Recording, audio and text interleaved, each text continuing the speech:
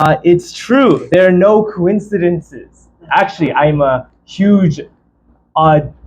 anti-coincidence. I don't believe that. I really don't. I really believe everything. There is a purpose behind everything. One of those being actually even today's message. Uh, Not a coincidence. Just kidding. Even today's message, actually, I had a whole other message prepared. Late in the midnight hour, I was told, don't give that message. So I said, okay, so I scrapped the whole thing last night. So I'm running on faith, guys. I need you guys to level with me. So with that, though, we want to just start off with a discussion. Let's just turn to a neighbor, turn to one other person or a trio, and just share one highlight that you had from this week. One highlight, only one. I don't care how exciting your week is, only one. And let everybody share. So let's take a few minutes and let's share.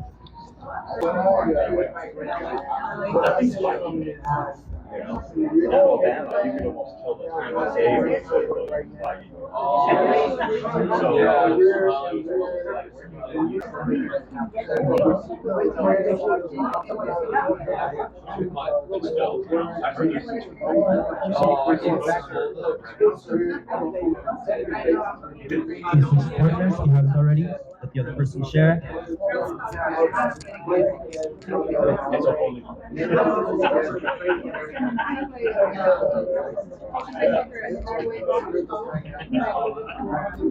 All right. Okay. Thank you. I hope y'all had some good highlights this week. I hope everyone have a good week this week. Right week, good. Yeah. My week was long. We did a trip. I'll explain in a bit, but we did a long drive the other day, my wife and I, because we went up to the Bay Area for the Senghua of my grandmother. Senghua, or the funeral. In our faith tradition, we call it a Senghua. I'll get into that in a bit. But did anyone hear that there was a big fire on the I-5? Yes. On the I-5, there was this huge fire that was started by one car just suddenly catching on fire, and like over 100 acres was burned like overnight. And then the whole 5 was closed for a few days. Luckily, I didn't hear reports of anyone getting hurt, but I just wanted to testify that my wife and I, we drove by as the fire was burning. So there was a ton of traffic, 2 hours of traffic of everybody just rubbernecking. Come on, get out of here. Everyone was watching, and it caused a bunch of traffic when it was happening. And then right after we made it to the Bay Area, we heard that the road was closed. And then it opened again, and guess what? When we drove back here to San Diego, it closed again. Closed right after we made it back south. So pray for those that were traveling, but we felt, thank you God, for allowing us to make it to our destination on time. Let's give it up for God.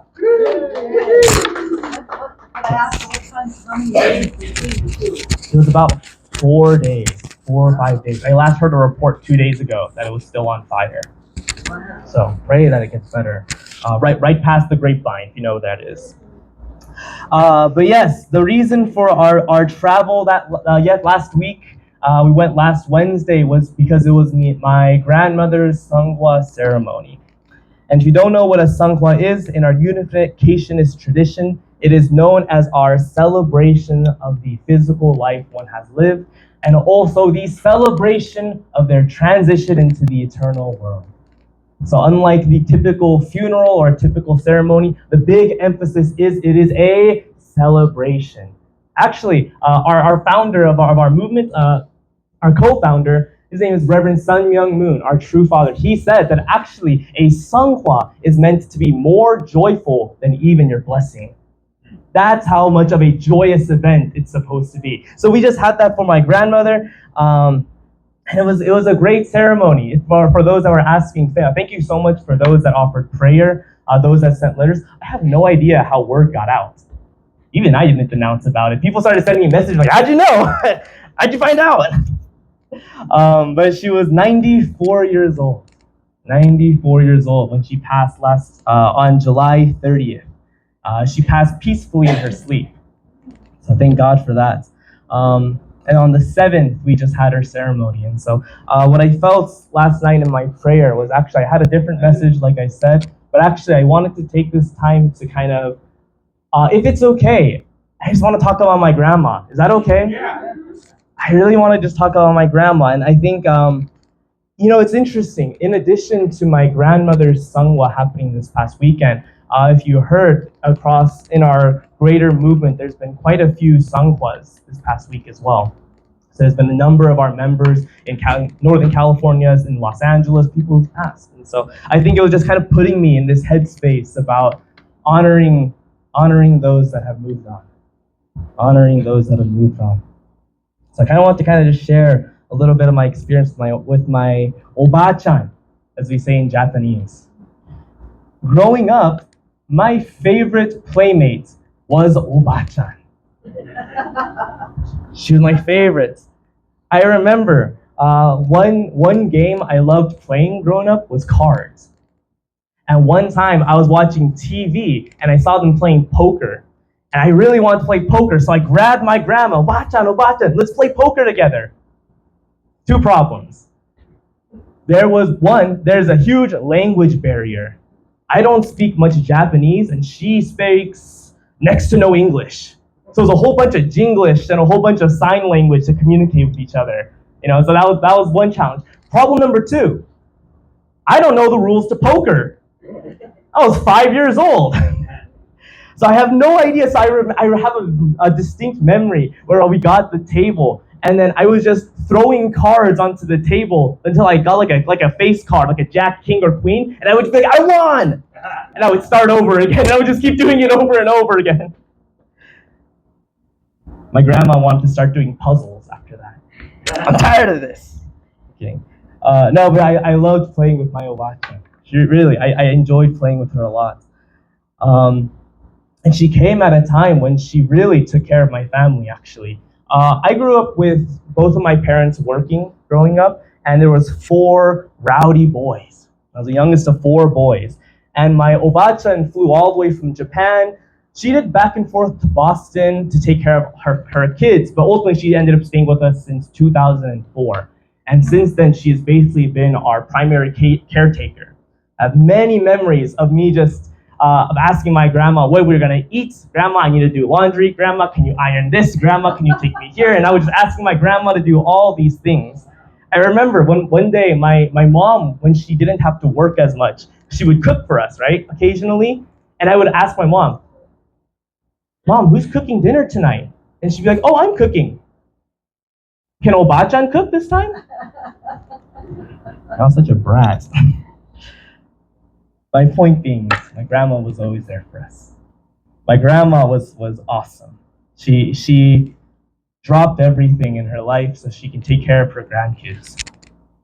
And my oba-chan, if you met her, actually most people actually don't know my grandma because when she came here, she was in her 70s, so she was kind of just staying at the house most of the time.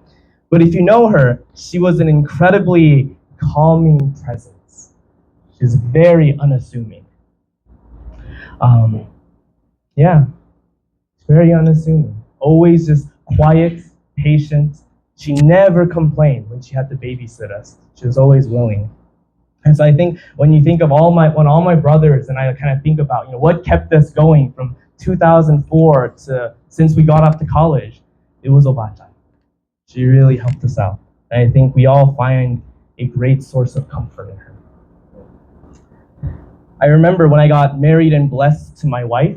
This is in 2023. We got blessed. I remember when we first took Jasmine home so that she can meet oba-chan.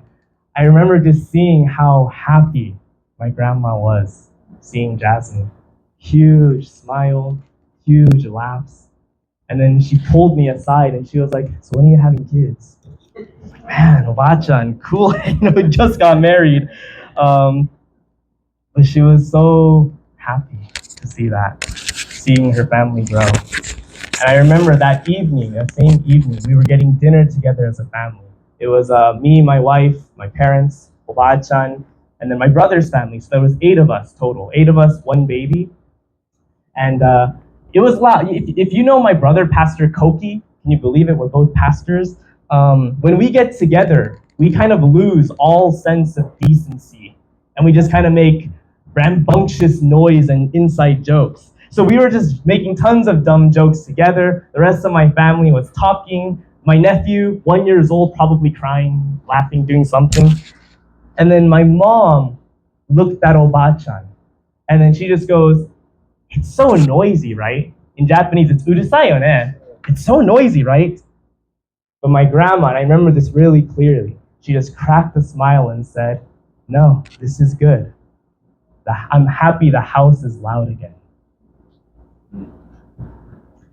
I remember, I didn't feel it when she said it, but I think afterwards I was really thinking about what my grandma said.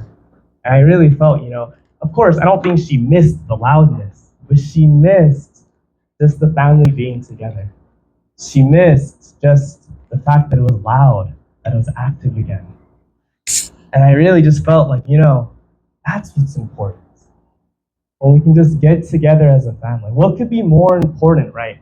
And being able to spend quality time with your family. No agenda, just spending time. I felt it when we visited her that time. I felt it again last month when all of my brothers and I went to go visit the Bay Area to see my grandmother when we heard her health was deteriorating. Up until this point, it took her 94 years, and her health finally deteriorated. She was vicious, she was bold. But I remember that the phone call that night, my parents called all my brothers and I, and then that same night, as soon as the call ended, all of us in our group chat said, "We're coming home. We're coming home this week." We dropped all of our meetings, canceled work, everything PTO, and we made it. And I remember by the time we got there, again, this is 1 month ago, my grandma's health was to the point where she needed hearing aids. She was eating about 5 or 6 spoonfuls of food a day, and she was awake for only about 30 minutes. Then she would sleep the rest. So her health really went down. But it was like a switch, where as soon as the boys and I came home, it was like it's like something crawled back in her and just gave her life. It's like she brightened up. It was interesting because I was expecting her health to go down, but no, when she was with us, we were with her every time she woke up. So all 30 minutes she was awake, she was with us. But she was eating.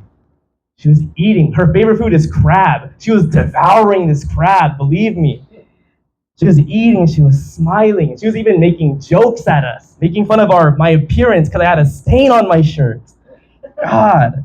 She even FaceTimed Jasmine. I didn't know my grandma knew how to FaceTime. She's 94. No, but I was really, my point is, I was really shocked at just seeing how much life my grandma had when we visited. And obviously her health wasn't great. Obviously we knew, but it was just moving to see how much her expression changed. And I remember one day when we were all just sitting around here, we were feeding my obachan, and then she kind of just paused, and then she looked at each one of us, and she said, I remember her words almost exactly in Japanese was, because Kenko is my oldest brother, because Kenko is here, I'm happy. Because Kuni is here, my second oldest brother, I'm happy. Because Koki is here, I'm happy. Because Mikuni is here, I'm happy. Yes, she made it. She just shared, she didn't need anything. Just knowing that the family came together and they came for her, I think that made all the difference in my grandma. That was a little over a month ago.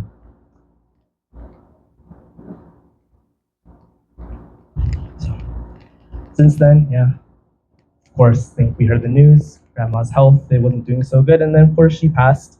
But again, she did pass in her sleep, which I am eternally grateful for.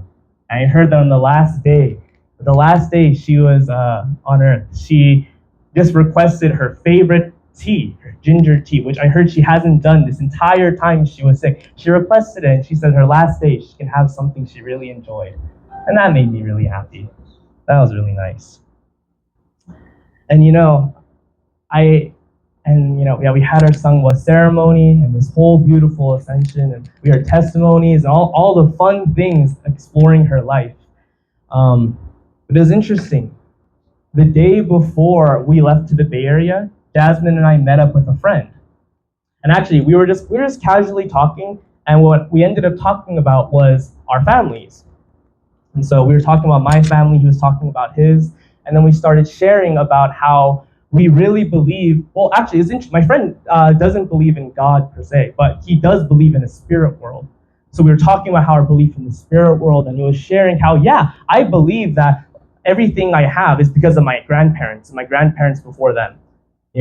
He says everything from the good things and all the good things that he's inherited, but also the bad things. He comes from a family with a lot of addiction. But he acknowledged that we have this connection to our ancestors. Whether we believe it or not, he says that, we get the same baggage, is what he says. We have this generational trauma. And I was sharing because, yeah, I believed in the same thing. I also believe that as spirits, we are deeply connected to our ancestors and to our lineage. We inherit all of that, what's it called? Merit of the age? All that merits, all those good things that our ancestors have done. We stand on that foundation. Surely we do. And so we were having this conversation, and I just thought it was interesting how this is my last conversation before my grandma's Sanghua. We talked about this, and then as I was reflecting on this week, I was just thinking, yeah, I'm comforted.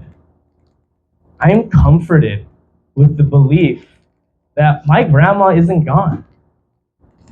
She's up there hanging out with grandpa. My grandma was a great ballroom dancer. She's ballroom dancing with Oji-chan. What am I worried about? I mean it. I was really comforted by this understanding that in our unificationist tradition, we really do believe that this isn't the end. This life that we have on earth, it is temporary. What the job of our life on earth is to be in divine principle. It says the womb for the next life. So just like how if you're a pregnant mother, you take your vitamins, you eat well, you avoid the bad foods, you don't go near dangerous situations, you take care of yourself, you're born, boom, healthy baby. In the same way, you live your life here on earth, loved, protected. You are making a womb to be born into the next life with all the love, all the protection. I'm comforted that Obachan lived a rich, loving life. And I know she's taking that with her. And I know that wherever she is right now, she's watching all four of my brothers, all three of my brothers, all four of my cousins, and so much more. So far from over. And I think there's a lot of hope for all of us too. When we think about, I think we all have the question, right? Even if we all have the question. What happens after we pass away? What will it feel like? How do I prepare for that? Where will I go? When you're a spirit, you don't have to worry about that because you're already there. I'm already there. But while we're here on earth, I am sure we all have this question. I'm not gonna give you a long lecture explaining why I believe in the spirit world, or why the reality of the spirit world is that it is there and that there's hope for you. But I will say this. In divine principle, it describes that wherever you go in the spirit world is completely up to who? Who is it up to? You. To you. It's up to you. Is it up to God? No.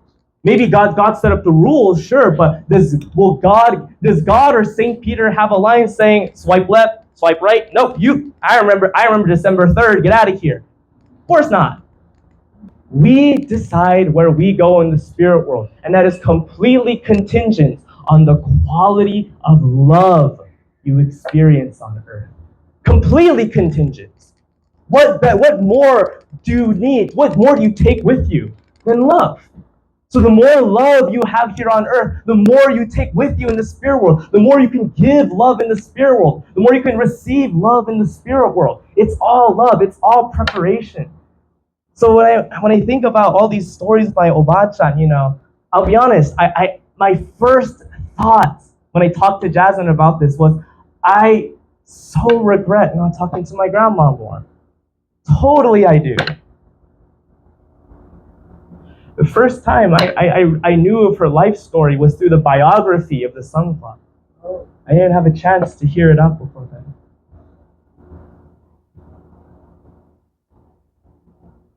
So, I didn't get a chance, So I think as I reflect on this past week with my grandma, I hear from my friends in LA, in the Bay Area, of other people who recently passed, I'm just reminded, what's the most important thing while we're alive? What is it? It's the love that you can give. And what better people to grow that love than within the very family that God has given you? Ideally, we give that love, right? We start as an individual, we go to our family, then our tribe, and we expand that outward. Well, your family is with you forever. It is the very school that teaches you how to grow that love. So I was really comforted by Obacha. I know she's in good hands, and I know.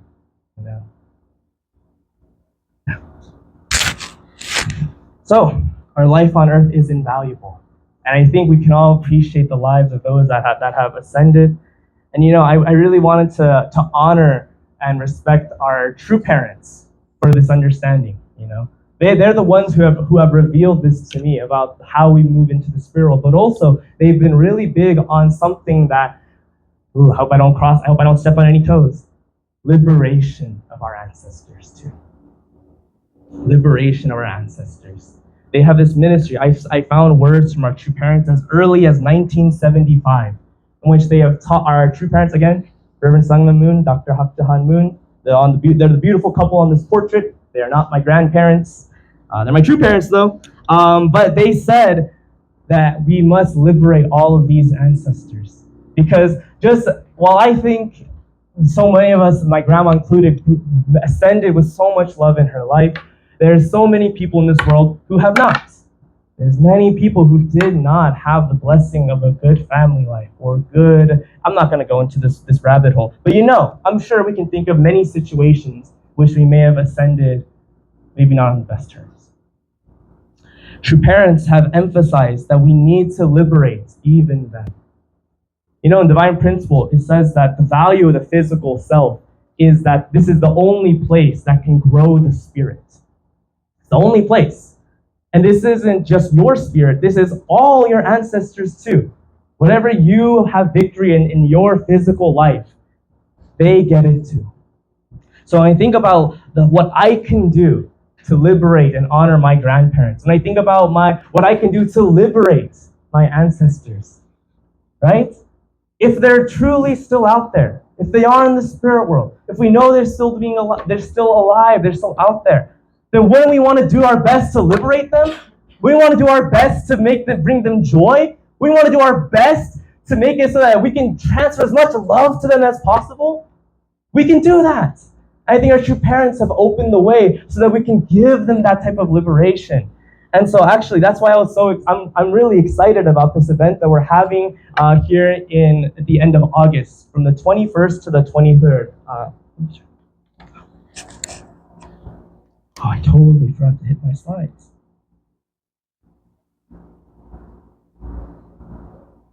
That's Obachan. That's her son. Yeah, let's give it up for Obachan. Mafia boss, right there. Look at her. Yeah, this is my grandma. This is just from 7 years ago. But yes, I wanted to take this time to really think. As I'm thinking about my grandma, I'm thinking about all these people who have ascended. I'm thinking about, when I think about liberations, I think something that comes. If you don't know liberations, we'll talk more. But when it comes to liberations, I think something I hear from a lot of people is, I don't feel different. I haven't experienced something different. Actually, who are the liberations for? The spirits you are liberating. So when we talk about liberations, when we talk about returning, resurrection, divine principle, actually, you're doing it for them. You're doing it to honor your ancestors and those who passed. So yes, we may not oftentimes see a change right away or experience something right away. That's normal. The point is, you know that they are liberated. And the time will come when it comes back to support you. So we'll talk more about this on that weekend, but I'm really excited because I'm thinking about Obachan. I'm thinking about all my friends and their parents and all my friends' grandparents and how this could be an opportunity. This is part of the ministry to bless and liberate the world, guys. To liberate and bless everybody, not just those who are still alive, but those countless people of the past. So I think this is something really beautiful that our true parents have done. This is really part of true parents' vision. There's so much beyond just that of the earth, guys. They are thinking in perpetuity, forever. How can we keep this tradition? How can we help people in perpetuity, forever? So I really am excited about this weekend, and I hope that we can be too. Please register. Please register. It's all available on the e-news. If you have any questions about this, let me know. Ask Jasmine because she probably knows better than I do. But we can have a great time. I think it's going to be a beautiful opportunity to honor those before us. I think I'm just repeating myself at this point. But yes. So with that said, my concluding points is, and my final reflection with the Vachan is, the way we can honor the legacy of those before us is to continue their legacy of love. And so I think about Obachan, I think about the love that she has poured into my family selflessly, without complaints. How can I honor her legacy? I don't know, maybe I'll do some dishes and unconditionally. Just kidding. But no, I can honor the love that she has given me by multiplying that outward. So while we're here on earth, we can liberate and honor those by continuing their legacy of love. Thank you. So let's just take a few moments to just pair share with the person next to you. You can talk about something from the sermon or anything else that's just on your heart. But let's just take a few moments to just get some pair share. Thank you, everybody.